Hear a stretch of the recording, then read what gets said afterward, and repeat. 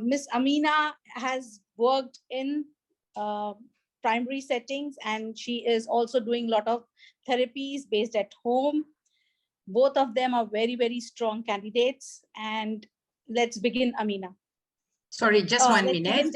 Sorry, yeah, just 1 minute, Justina, just 1 minute. Okay, hello everyone. Thank you, Bhavna. That was an amazing introduction. So if you have not muted your mics, please do that now. Please mute your mics because it interrupts the presenter when they are presenting. And also, in addition, if you have any questions, pop them into the chat. Otherwise, wait until they finish their presentation and then you can ask any questions that you want. So with Bhavna's introduction to our two lovely Incluzun LSAs, both of these lovely ladies are a part of our Incluzun family. So we are very, very proud that our Incluzun family is presenting about their experiences as an LSA. I hope you enjoyed the presentation and thank you. So Justina, you're starting first? Yeah, I'm starting first. Then okay. Amina takes over. All right. Okay. Hi, everyone. Good afternoon and welcome to today's section. My name is Miss Justina. I want to use this opportunity to appreciate all the inclusion team for this opportunity. Yeah, today we'll be going through a section looking at what we all know, not something new, but what we do on a daily basis as LSAs. So in this presentation, we'll be looking at what is a learning support assistant, who is a learning support assistant, the roles they play in school, what they should expect as they are working in school, their engagement with parents, and also how to support the SENCO. So I have started with the, can I see the third slide, please?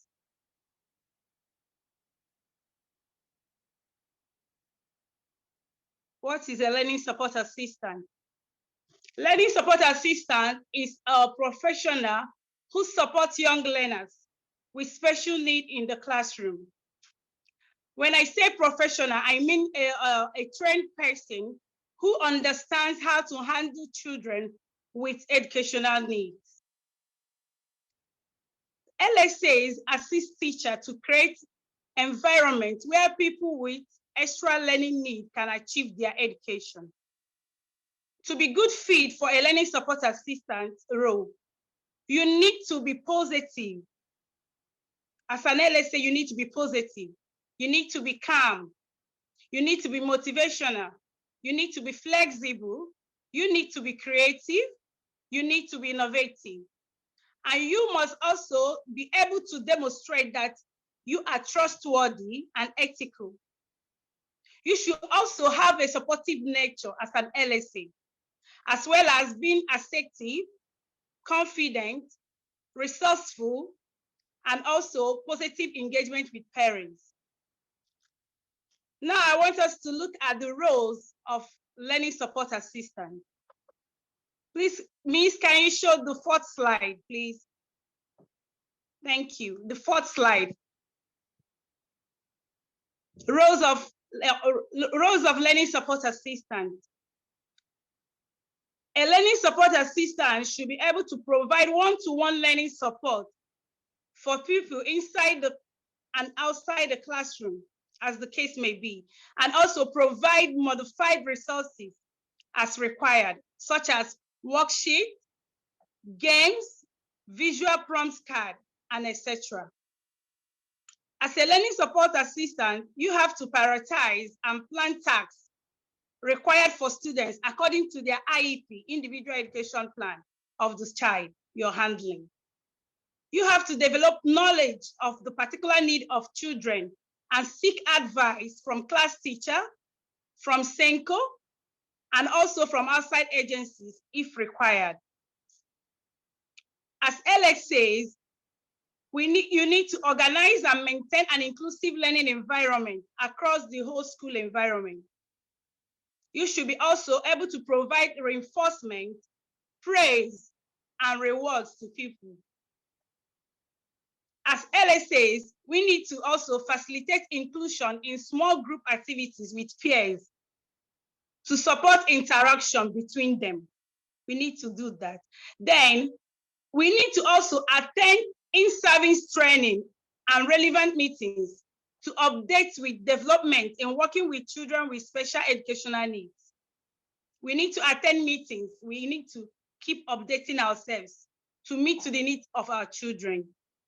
As LSAs, we also have to be patient with children who find it difficult to follow rules and instructions. As LSA, we also need to respect and maintain confidentiality about the students' needs. Please, can I see the fifth slide here? So here I want to also talk about engagement with parents.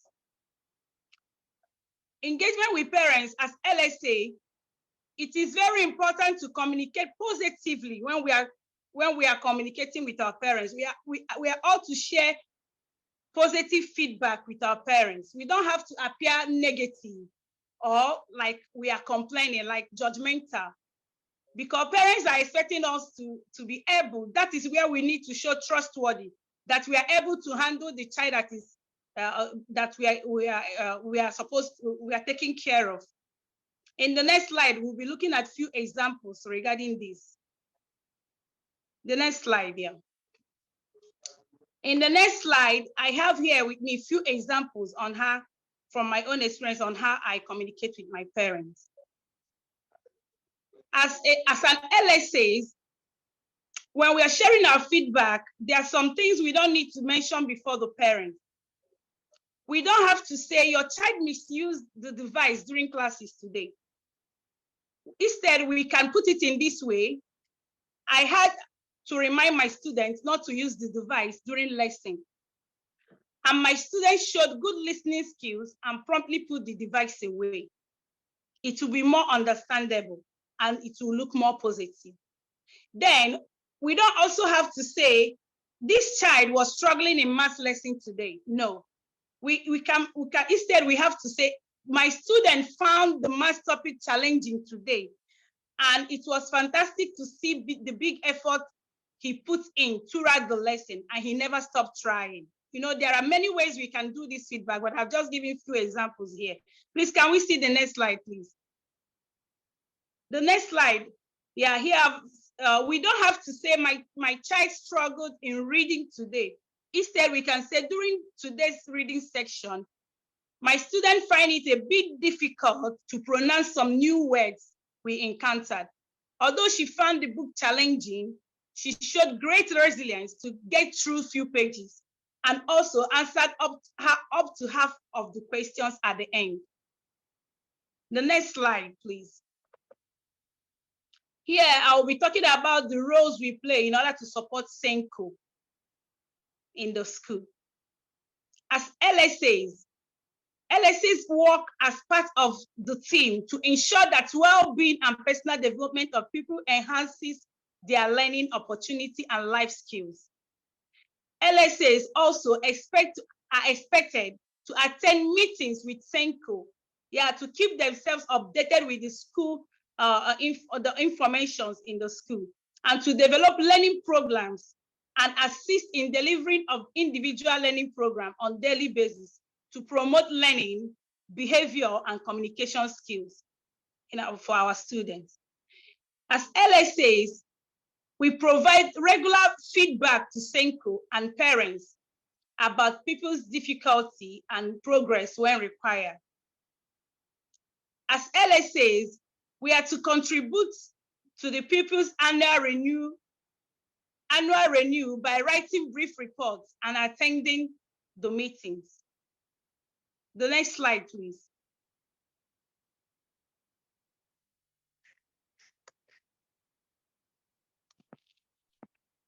Yeah, in the next slide, I've listed here from my own experience, the difference I encountered when I was working with my child in primary settings and in secondary settings.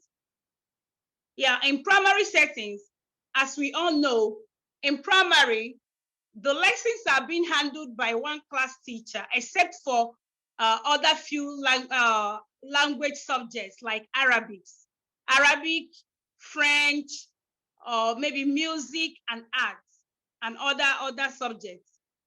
But in secondary, LSAs work on transition. For instance, in the morning, the children can register in their main class, they do their registration there, and then they transit to different classes where different subjects are handled by different class teachers. Then the next point here is, from my experience, the people in primary, as their LSAs, they depend totally on you for instructions and guidance. Like, for example, during break time, some of the students in primary, they can hang around you. We can do story together. You can read story with them together. But in secondary, they are shy. Sometimes they want to keep a distance from you.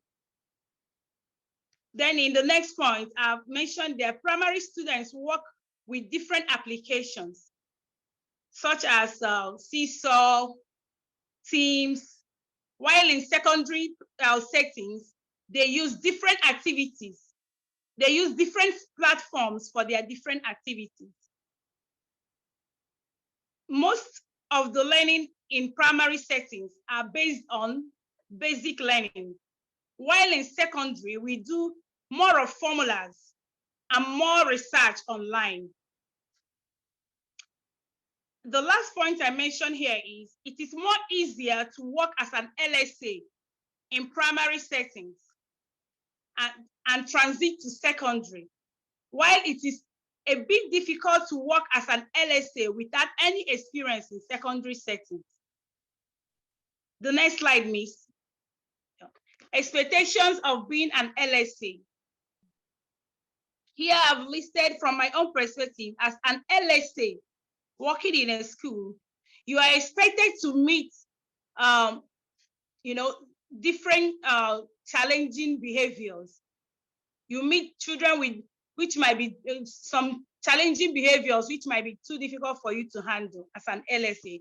But as an LSA, you have to be a strategist, because children shows up every day with different kinds of behavior. As an LSA, you are expected to either work with flexible or difficult teachers. Same goes for parents. As LSA, you are expected to find yourself in a difficult school settings. Like, for example, as an LSA, you have to follow the school rules, like during closing time for school. As an LSA, if you're working in the early years, like FS, when you are done with your students, some schools want to leave before the timing. But in some cases, you have to follow the school rules. You are expected to leave when other teachers are going. So, and another point I've mentioned here is, as an LSA, you have to be a good strategist, as our goal is to ensure success at the end. Finally, being an LSA helps you to improve in handling children and acquire more experience, which can create good opportunities in future. LSAs need to respect and maintain confidentiality about the students' needs. So thank you for listening. From here, I think my co-presenter will take over to share her own experience. And we also want to see if there are other questions or any other good ideas of the life of an LSA from other people participating in today's section. Thank you. Okay, thank you, Justina. That was lovely. Before I open the floor up to questions, we will allow Amina to present. But if you have any questions, start putting them in the chat, and then I can ask Justina to answer the questions after we finish with Amina. Amina, Bhavna, have we made Amina co-host? Yes, Amina is co-host. All right. And Amina, are you okay to use your PowerPoint, or would you like us to share screen?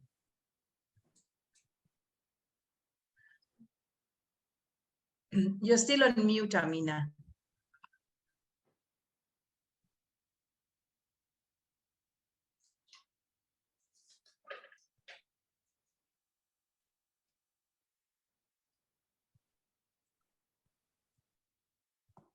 Amina, we cannot hear you.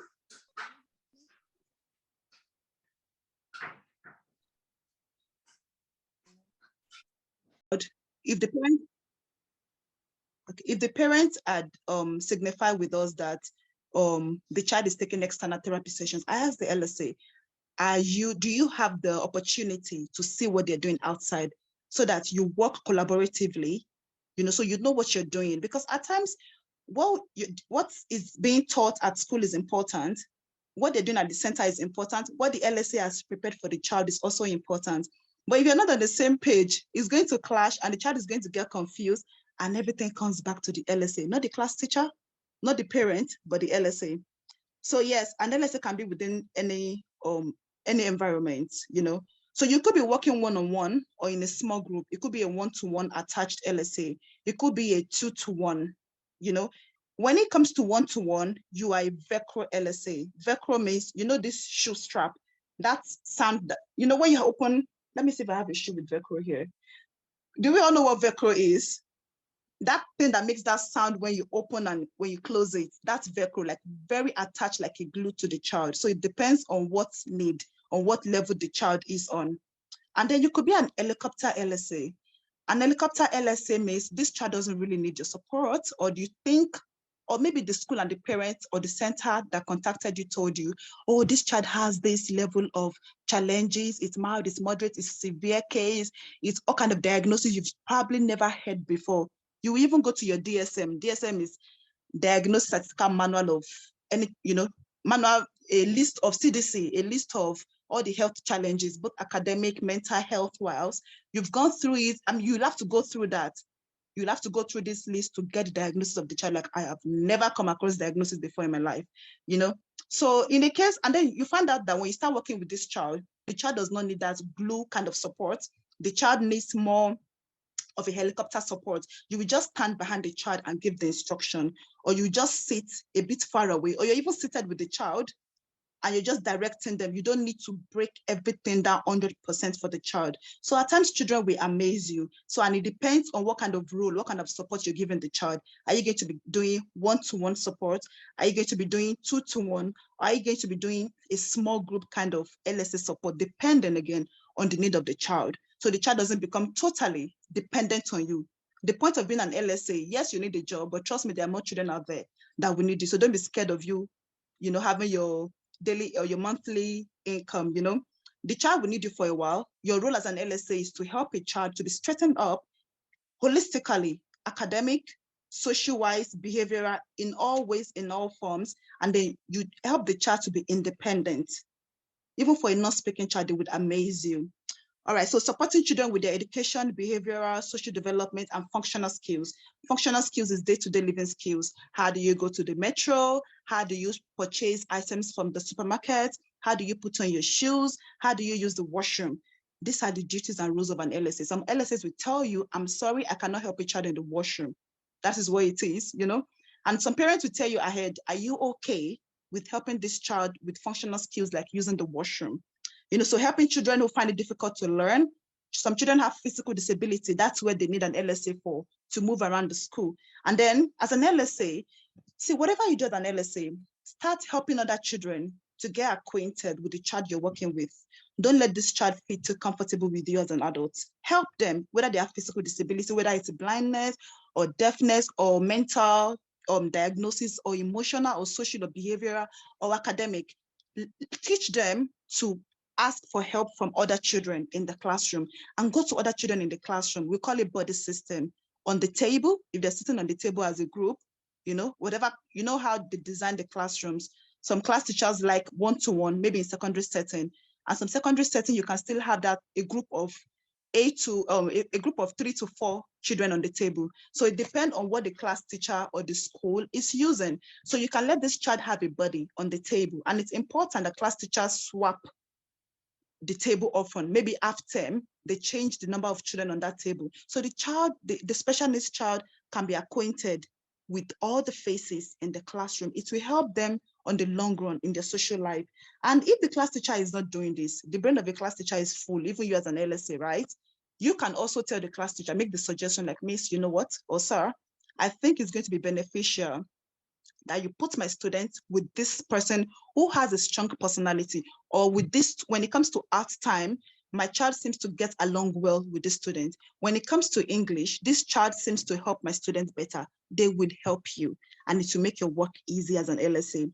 So it could be a child with physical disability, health issue, or those who don't speak English as a first language. That is where English as a second or additional language comes in. So being an LSA requires you to be empathetic. You will need to drop your own personal struggles and challenges at the door of your home before you get on the bus. You need to be extremely patient and loving and compassionate. You're working with a little person. Children can be very challenging. Children will test every boundaries and limits.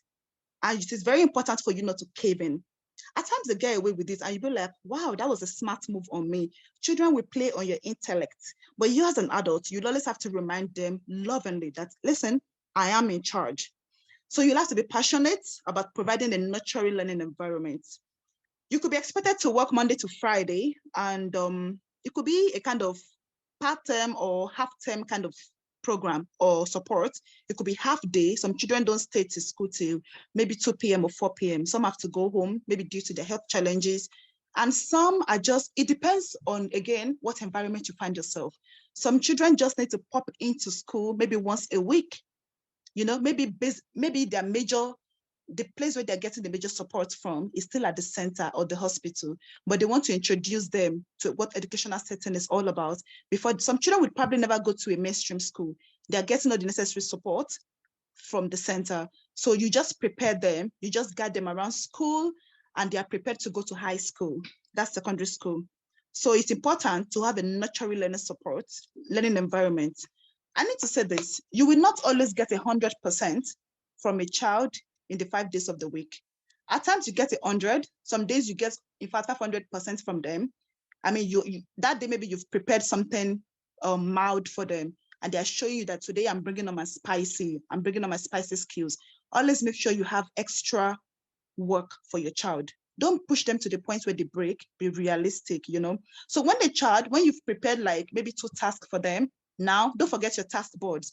Now and then next, and then you get this reward. It depends on what level your child is doing. Like, okay, now how about, see, children can be very tricky, right? If you are working with a child that has educational or academic challenges, don't make it look like work to them. Ask them something like, would you like to play with me first, or should we do my own game first? I have a number game, and you want to play music, or you want to jump and play in the sand area. Do you want to do my number game first, or we should do your own baking game first, bake with the sand? Anything that makes it look pleasing and pleasant to them. So go with the child's flow. Let the child lead. You let the child know, you know what, you're the boss. I will just follow your lead. You know what? So when the child shows you like, oh, I want to do my own game first, join them playing with the sand, get dirty with them. That is building bond. That is love. That is, the child is going to trust you more.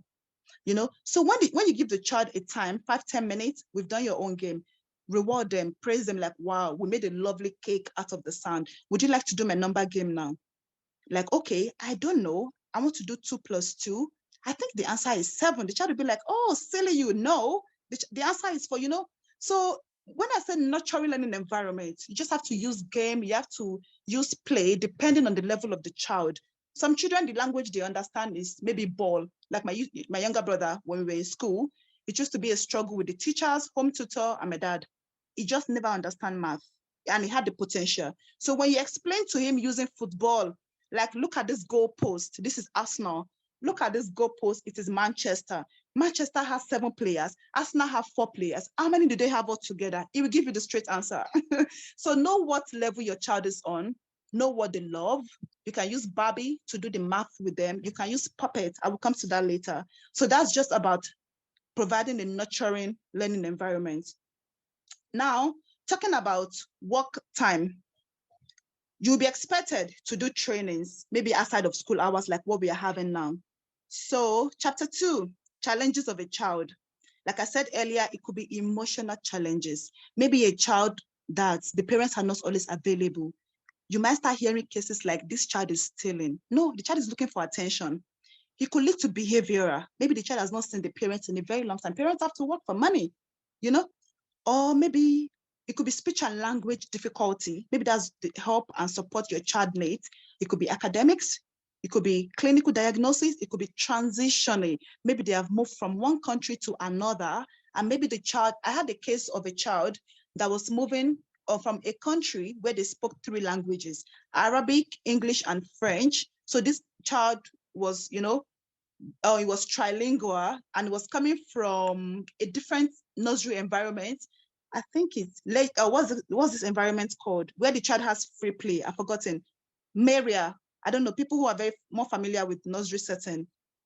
Okay, so the child was coming from an open space to a proper classroom setting, and it was a disaster for him. We needed strong LSAs that were athletic, that were really, really fit to run after him all school hours. And we just switched from languages. So we also needed people who spoke different languages. The LSA could not do it alone. You cannot do it alone. You need to be friends with other educators there or other LSAs. I'm not saying extend the friendship beyond school hours, but you need to ask them the tips they use, or if they're familiar with this kind of challenges. Don't put the child out there. Of course, confidentiality, like Ms. Justina said earlier. So it could be family dynamics, maybe some settings and changes in the family, maybe dad is relocating to another country, maybe divorce, all these sensitive cases. You think children don't know, but they're very much aware. It could be a case of functional and social and mental. You just have to be prepared. Can you go to the next slide, please? You just have to read. When they give you the diagnosis of the child, you need to go read more and start asking questions and tell the parents what has worked for you in the past. Ask the school, if the child has been in the school before, talk to the other LSs that have been there before you. It's not going to diminish your honor. It's not going to make you look like, oh, I have 10 years experience and this person has 1 year experience. No, that 1 year's experience is better than yours with the fact that this person has been working with the child before you came in. So how can you bond with the child? Okay, how can you help a child? By bonding. How do you bond with the child? Painting. Maybe your free time, maybe the time when the child is supposed to do extra work with you. You can ask them if they would love to paint for 10 minutes, and then you transition to the activity you have. And while you're painting, you can ask the child, how was your weekend? What did you do yesterday? This is where a child starts sharing their challenges and struggles with you, or things that make them happy. They say something like, I went to the park, I did this painting. They're like, oh, wow, he loves painting. He loves painting, having a park setting. It's going to give you hints and ideas. So you have to have exceptional listening skills when you're working with children. Role play, hand cooking, singing, coloring.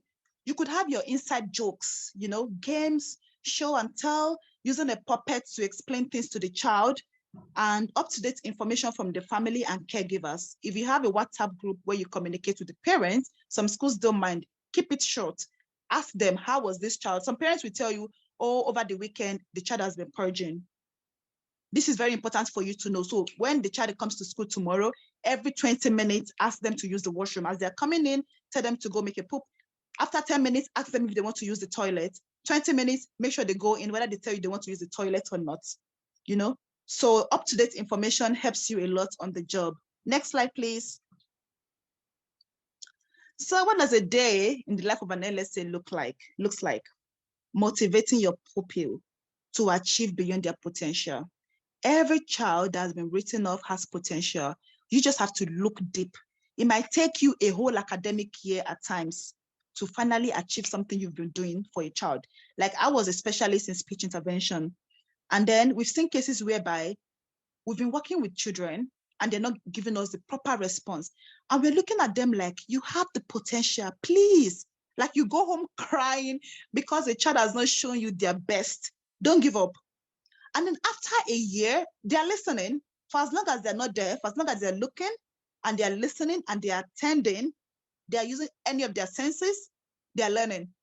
After a whole academic year, this child gives us 100%, 360 degree.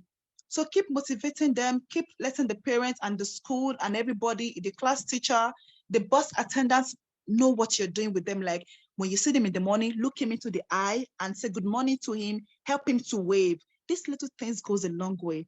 Supporting and encouraging pupils in their schoolwork, academics. Most of us LSAs think that the main purpose of your duty is academic work. No, it's beyond that. If a child is doing academic, they have to still put that academic skills into life skills. For instance, Maybe in science, they're learning about our environment. What do you see in Sharjah? Now imagine you're going to PE, maybe you're changing the school building. You can ask them such question. Remember what you read in science. Can you see the what do they call it? What do you call I'm so sorry, I'm having block. Maybe you're learning about the food chain that you've done in the classroom, and then during break time, the child opens their lunch bag, you're seeing fruits and vegetables, you're seeing pattern oil, you're seeing bread. You can bring it into that. That is learning happening.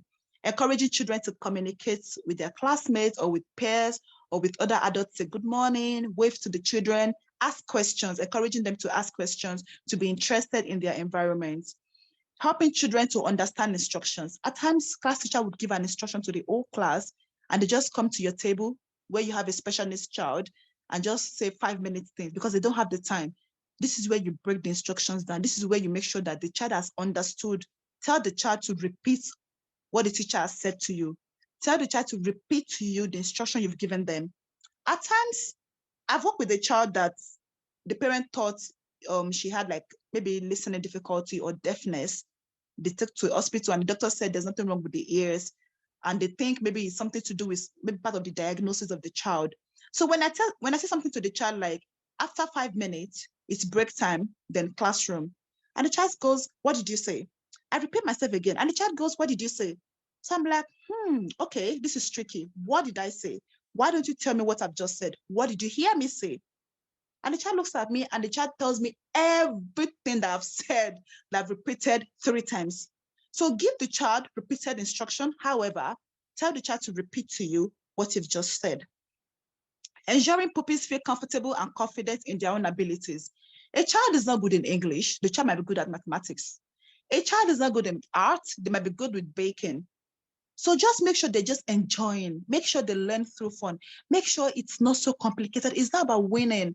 It's not about, oh, my son child got the best in this. No. You not always get that. Is the child happy learning? That's the most important thing. When a child is happy with your learning, when I was at the nursery as a class teacher, I had a particular child that I made sure he did his activities at the last. He's always the last to do his activities. Do you know why? I called him Picasso. I called him the names of famous artists out there in the world. He loved painting. He was a child with autism and he had exceptional talent when it comes to art. So I would just leave him there for like an hour. When other children are playing and eating, I just let him get lost in his thoughts, doing his painting. So find that special ability in your sent child. Listening to children read, reading to them and telling them stories. Let the children go to the school library corner or the classroom, the library corner or whatever. Reading is very important to every human. Let them pick interest in books. Give them books, tell them what do they see before you start reading the stories to them. They flip through the pages, they're communicating. Some children with speech delay or with autism that happens to be in their own world, they will flip through the pages and they will get stuck. They will get stuck on a particular page. They're giving that page their own thoughts and their own thinking. You know, ask them question or talk to them like, oh, that's a dog, right? A dog makes a sound woof woof. A dog is maybe mention some kiddies shows. And you just see them laughing and giving you a hug. You're communicating with them. It is not until they use their words, you know? So communication is in different ways. It's not until we use spoken words, all right? So looking after vulnerable children who require a dedicated person to manage their physical needs, including their hygiene. Like I said earlier, some parents will tell you, are you okay? Are you comfortable with helping my child in the washroom? Maybe that's an opportunity for you as an LSA to teach an 8-year-old child how to use the washroom, how to wipe their bum properly. It is challenging. You might get irritated, but that's the job you have at the moment. So look for a fun way, a practical way to teach the child about their hygiene. Don't start judging the parent like, oh, what a failed parent. They can't even teach an 8-year-old how to use the washroom. What if they have taught this child and God says, you know, you're the right person for this child? Maybe you are the only person the child will listen to. At times, children listen to the LSA more than the parents. Children listen to the class teacher more than the parents. Some parents will come and be like, how do you make this child do anything? They don't listen to me at home because they find the school environment a loving place, all right? So helping children who need extra support to complete their task, that's one of the roles of an LSA. Supporting children during social activities, outing and sports events. I will tell you what, at times your child, the child you're assigned to would not listen to you. Over familiarity, it happens. Don't start feeling like, oh my word, what am I going to do? Yeah, what you can do at that moment is to talk to other LSAs like, you know what, let's swap for this day. Let's swap in this lesson. New faces, they want to respect themselves. They want to comport, you know?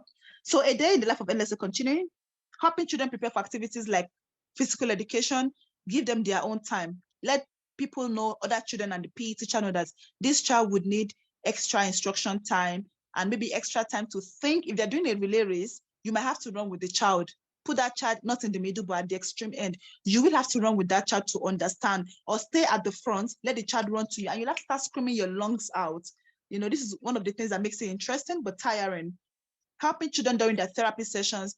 Some therapists in the school might not want you in the session. Maybe it's distracting for them. I do not know, but talk to the therapist politely and ask them, tell them, you know what, it helps me to know what you're teaching this child. If you don't want me in there, can you record and let me see so that you can carry it out outside of the therapy session? Supervising group activities, assisting the teacher. At times, you might even know more than the teacher. You might find some fun activities on Twinkle or on other platforms out there on Google that best suits your child. Just make sure it follows their IEP goals. Supporting teachers in managing the class behavior of the child. At times, the children, they will be like, oh, if I scream and disrupt the classroom, they will let me outside. There are days, you will need to put that child in for extra 10 minutes. When you see that extra 10 minutes, the child is not comporting, you put them out. So there's pushing and there is pulling. Supporting teachers in managing, following a child's care plan from the therapist, supervising the child on the playground and making sure they partake in fun activities. When the child seems to be isolating themselves, try as much as you can to push them in to join other children. So record keeping is very, very important. Some schools will give you 100 work to do. Recording, task board, do this, record in this way, follow this book, follow this behavioral thing. Some schools, they don't care. They will just trust you. Like, you have experience, we trust you, we got you from Incluzun. Incluzun would never disappoint us. Just make sure you have your own record keeping. It could be a book for behavior, for achievement. Make sure it's not all bad things, but there are some important details. Maybe the child came home from an injury on their leg. Some parents would deny it. Maybe they didn't see it. I've had such incidents in the past. The mom said, no, it's not from the house. And the dad said, actually, it happened from the home. And I asked the child and she didn't know where she got it from. You know, so make sure you have your own evidences. Let the class teacher know this is the challenges you're facing. Evidence of their work, take a picture, task completed or working towards, behavior or mood change that you notice from the child. The child comes in on Monday, they're moody. On Tuesday, they're still moody. Ask the parent, did anything change? Maybe mommy traveled, you know, changes in their diet, perhaps. Maybe the child is not feeding well from school. Don't throw the food away. If you have to let the parents know, oh, the child does not like this particular food, they always say it's yucky. Let them know. Illness and scratches, yes. Prompt communication when necessary. Inform your line managers from school. Inform the parents promptly. Did the child purge at school? You know, let the parents know. Did the child say a word they would never say, or did they do something they have never done before? Bring it to prompt action. Can I go to the next slide, please? So what are the requirements of an LSA?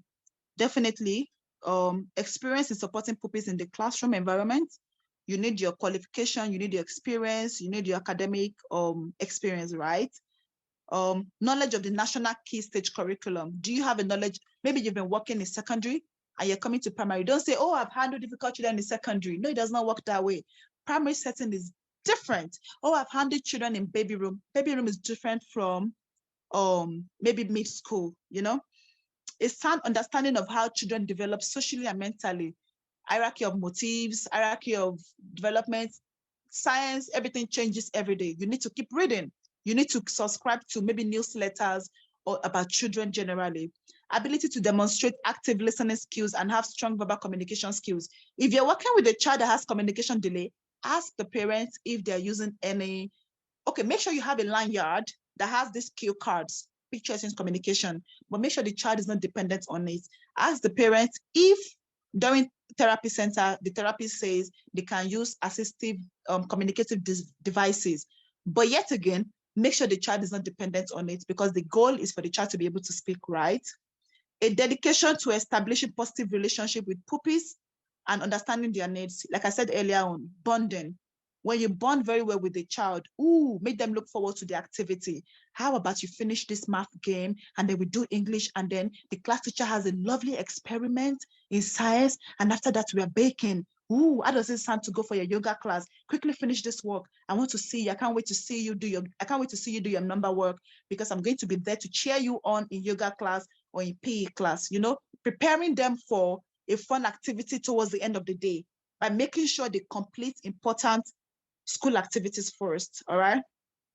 Ability to provide varying levels of individual attention, reassuring the child, support with learning tasks and appropriate things for each pupils. See, stickers does not work for some children. If you like, buy their favorite cartoon character.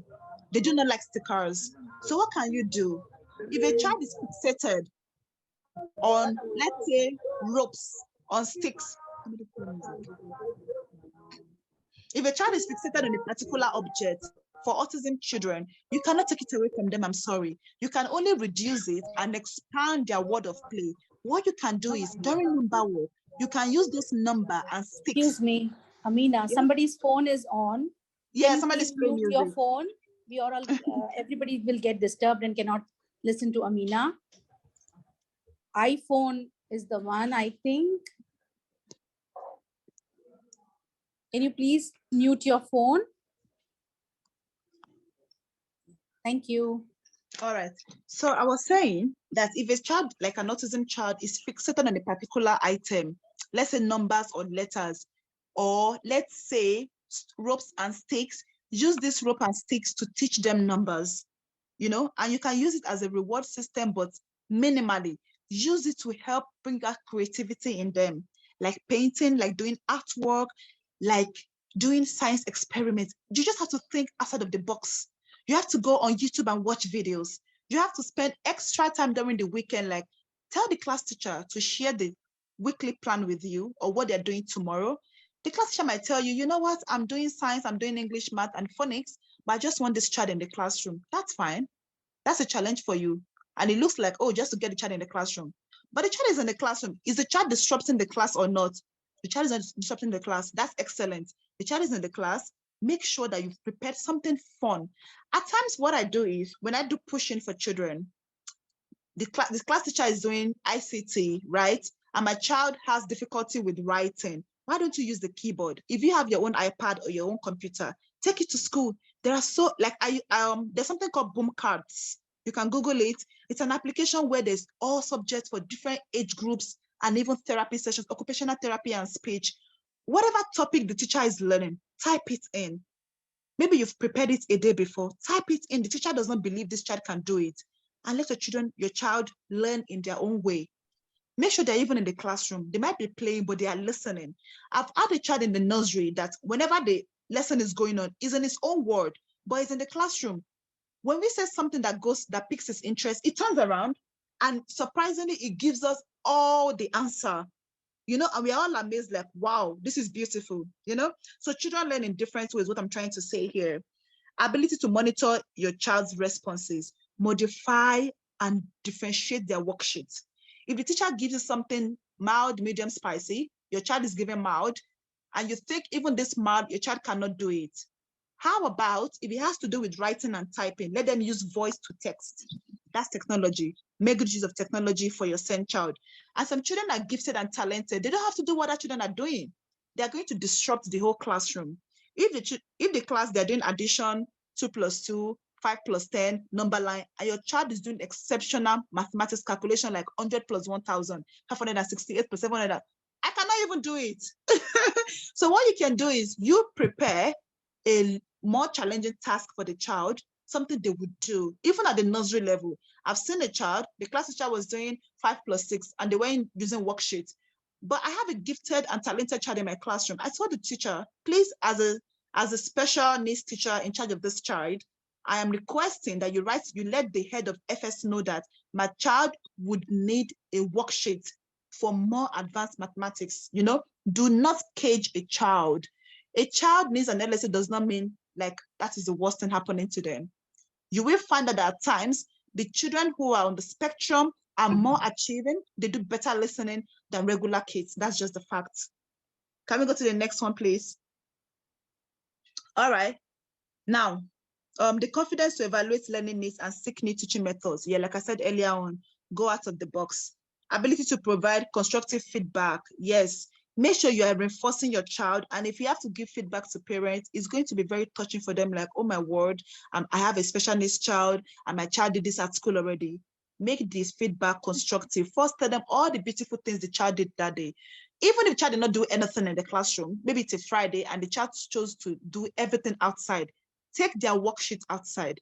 If the child, loves singing and they just want to play outside, how about you go on YouTube, get a small microphone and play alpha blocks and number blocks for them? You know that now children learn through music. 2 + 2 is 4. Ate is a cat. You know, the child thinks they're playing, but in another way they're learning. So you have to be creative. Ability to handle complex and sensitive issues with empathy and understanding. Like I said earlier on, some children are dealing with behavioral and emotional challenges, and they might come up with, that teacher hurt me. I've had an incident where we had 3 adults in the classroom. It was playtime, and there was a strict instruction from the class teacher. You don't finish your work, you don't go out to play. And then the child just thought, oh, I can join them. I'm a sent child, you know. Children are very creative and smart. The child joined the line of the play, the line to go play. And the teacher said, no, I'm sorry, go finish your work. Then the child came back to us and said, that teacher hurts my feeling. We're all like, wow. The teacher simply told you, go finish your work. So you don't know what children say in the house. That is why you need adults around. If you have to do pull out session for your child as an LSA, maybe your child has been exempted from languages, and this is when you used to finish up their math or the work from yesterday or an activity you've designed for them. Make sure there is camera in that corner, or make sure it's a corner where people are passing by, or make sure there's another LSA with another child in that environment, or make sure there are non-sent children, wherever you're taking that child to. You don't know what children say in the house, and it's going to come back at you. So in as much as we're protecting children, you need to protect yourself, because the moment you let children's talk break you down, you're going to lose track and your work is going to go all down. And they might start thinking, maybe after all, it was true. So as much as you're protecting the child, protect yourself as well. A strong desire to inspire and a passion for supporting and nurturing pupils. Yes, make sure you have a no giving up attitude. There are days you tell yourself, you tell the class teacher, you know what? I'm sorry, I need a break. I need a cup of coffee. If that is what will help you, trust me, it's not about working, and you achieve nothing. If a cup of coffee or going to the washroom to drink water and splash water on your face, or you just going out to breathe in as an LSA, if it's going to help you get through the day, take that 5 minutes break. You're human, even machines break down, robots break down. If that 5-10 minutes break will help you to come back strong, please do that, okay? The ability to work effectively and supportively as a member of a team. The teacher assistant who has a secondary school degree with 10 years experience, and you with master's degree or PhD degree with 50 years experience, you're not better than them. The teacher assistant is not your competitor. Collaborate with them. The class teacher, collaborate with them. The cleaner that has been in the school before you, collaborate with them. If you're teaching a child how to use the washroom and you're trying to help the child, and the child says, I don't want you, not you, tell the cleaner, could you please go in there and check if the child is okay? Everybody in the school environment is a team to help you achieve your IEP goals or whatever personal goals you've set for that child. Ability to overcome challenges. Like I said earlier on, children will come with stories. You might have other kind of competition or maybe challenges from parents and parents. In as much as they want their children to overcome their challenges, they push you to an extent that you want to give up, like, I cannot handle this difficult parent, you know? You just look at the child, focus on the school environment, focus on the child, focus on what helps you to keep going, focus on that sweet, innocent child that you're working with. You have goals, you started working with this child, and you have more goals to achieve. So just make sure you take care of your own self. And on your weekends, take 1-2 hours, to ask questions around, to Google, to take care of yourself, to make sure you come up with other meditate. Children need to meditate. Give them quiet time in the day. When my children are working, I put calm music for them. I put the sound of rainfall. Make sure it's not sleepy though. I put the sound of birds chirping, natural environment sound that makes them meditation sound on YouTube. Some don't have ads, they don't have ads, so it goes on for like 10 hours, 1 hour playing, and the child is focused and attending, and that is probably going to be your best moment ever. So make sure when you're doing pull-out session, that is when you're outside of the classroom, make sure the environment is conducive. If your child is using ear plugs, some children use headsets to block out sound. For children who are extremely sensitive to sound, that might be an opportunity to introduce them gradually. We call it systematic approach. Systematically, you're exposing them to sound. So make sure they are learning using all their senses.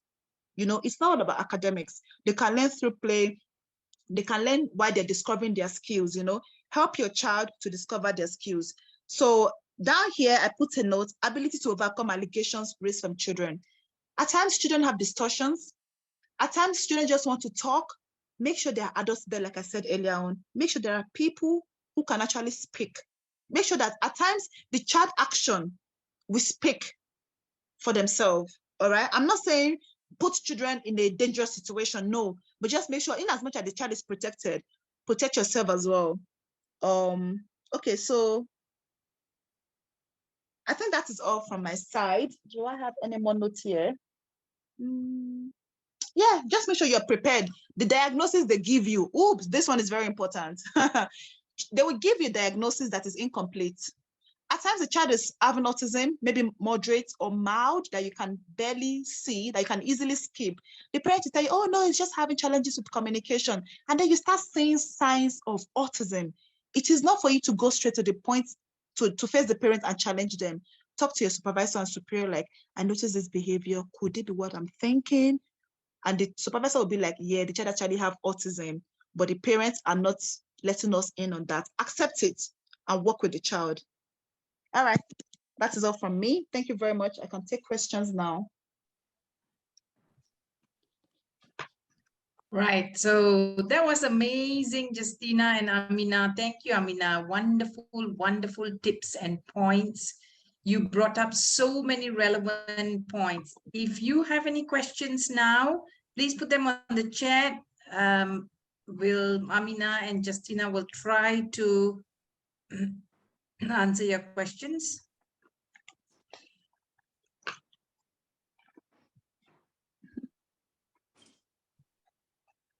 Who's that in? Let me see.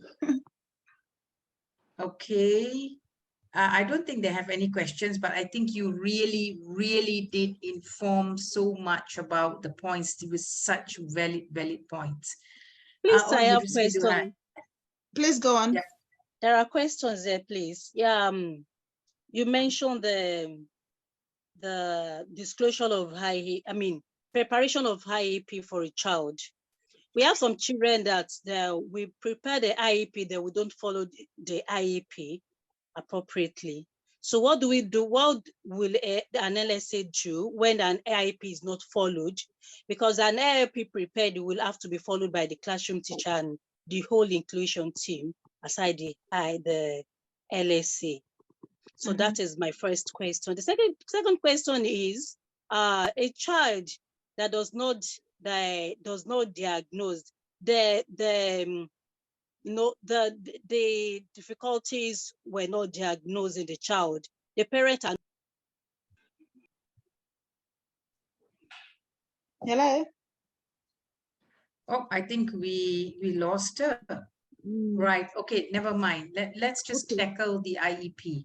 So an IEP is a map. It tells you that these are your targets that you would like to achieve with the child. So when you say the IEP targets are not being followed, who's not following them? You or the class teacher? The classroom if they're not, teacher. so if they're not being followed, this would be a good point for you now to go and ask the classroom teacher about this. Have a discussion and say, why is it that we're not following the IEP targets? She may have a reason for it. And then this would be a good point now to bring up with her, that this would be a good point to discuss this with the inclusion team. The child may have outgrown the IEP targets and then maybe they didn't update it, or the IEP targets are not achievable. So is she trying to break them down on her own? So these are some things that you can bring up with your class teacher. Now, somebody's asked a question: how can you support a child that always sits on his teacher's lap? Okay. Do you want me to take that? Yes. First, that is a serious safeguarding issue. Don't ever let it happen. Children get so comfortable with you. They want to hug you, they want to give you a kiss, but you let them know, I'm sorry, darling, it is not allowed. In fact, you can go to the point of printing a lanyard, you know, those picture communication cards, put it on your lanyard and show it to them always. I'm sorry, darling, you can sit beside me, you can sit in front of me, but you have to be firm always. It is not allowed to sit on my leg. I will not sit on your leg, don't sit on my leg.